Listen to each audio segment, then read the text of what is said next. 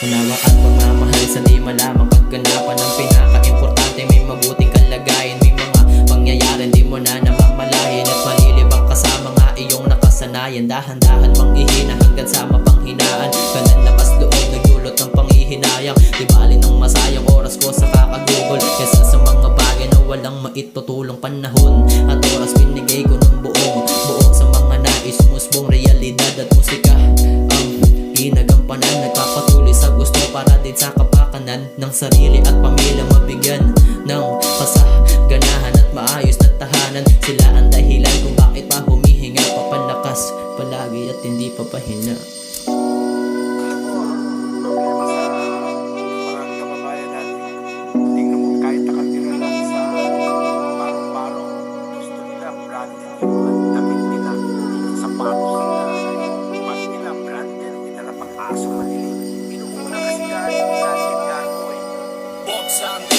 Kumikilos para sa pangarap ko at mga bala. Kahit gaano pa kahirap ay patuloy tinatahak. Kahirapan at pangarapan nagtulak at nagatap.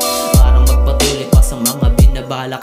Minsan naligaw hindi ko na namamalahin. Kakaharap sa iba naliligaw na nandaanan. Halos nagulumihanan kabilaan ng bulungan. Nakakalito bakit ganito? Di ko maipaliwanag nararamdaman. Pilit bumalik sa aking nakaraan. Puro kalukutan din naman at kabiguan. Kailangan kalimutan para sa kasalukuyan. Umarap, sarilihin nagilap kahit nang mahirap. Patas kung lumaban, walang daya kung magsikap. Sipag at tiyaga lang ang nagsisilbing agimat.